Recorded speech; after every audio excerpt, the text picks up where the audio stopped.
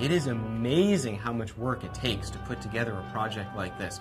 You sort of have to step back and say, we are going to build the best game we can possibly build. We are going to put our heart and our soul into it. One of the first steps in achieving the graphics was to make sure that we had quality personnel. Our designers had to be top-notch. Our modelers and texture artists had to be some of the best in the industry.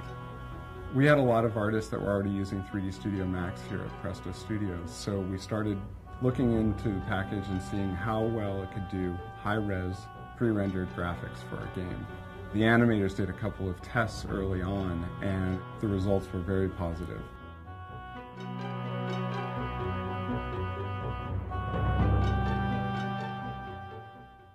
The first challenge I faced on the Age of Junanan was building the terrain. I started out with a low poly proxy surface, which let us mask things in really quickly.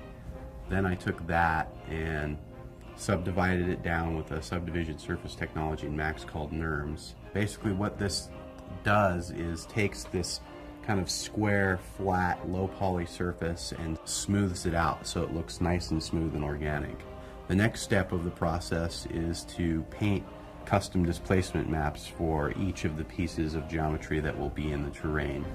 And so what that allows us to do is actually paint the geometry instead of having to hand model every crease and bump and edge that goes into all this complex rock and terrain. One of the last things that we do when we're working on Myst 3 is something that we've kind of dubbed the Greeble Pass. We go ahead and go through the entire age and add things like grass, weeds, debris, you know, just the kind of things that bring the age to life.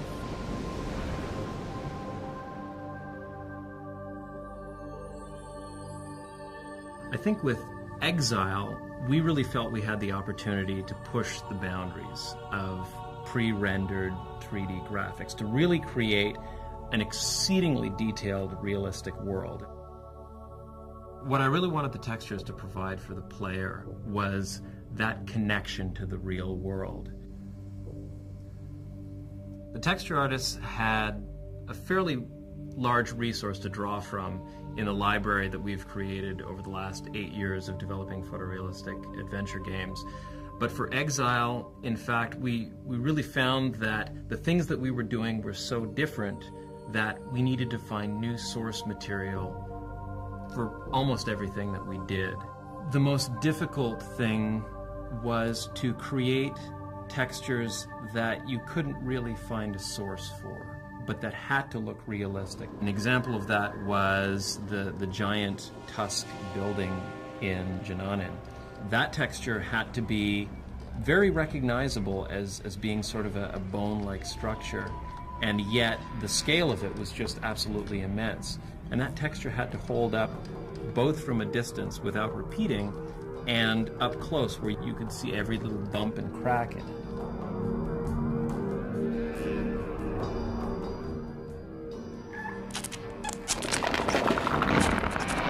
With the puzzles, we really wanted the player to have a clear idea of what they were going to do and what they were trying to solve, and be able to see the outcome of their trials right away.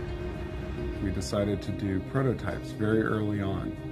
We would do 3D animations to show what things might look like and how you would interact with them, or we'd do things in Director where we would actually script a puzzle and you'd be able to solve it there on the computer before it was visually beautiful. One of the things that we really felt we needed to do was to educate the player and prepare them for the challenges ahead. A lot of the ages are filled with things that you've never seen before, and we can't expect players to be able to look at them and just through their design be able to figure out what they do. When they approached a puzzle later on in the game, we wanted them to have something in the back of their mind, something that they had seen before that they would intuitively relate to the challenge that was placed in front of them. Great example of this was the Venus flytrap in Cividro's lair at the bottom of the tower in Junanan. It served a story purpose in showing the development that Cividro had put into these traps that he had laid for Atris. But at the same time, it gave us a way of foreshadowing the puzzle that was to come.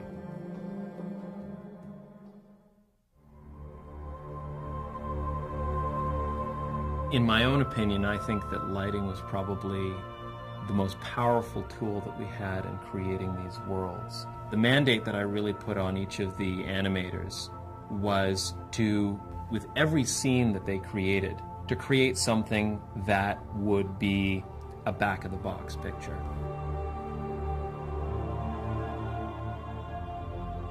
After Riven, I think players had an expectation of having more life in a Myst world.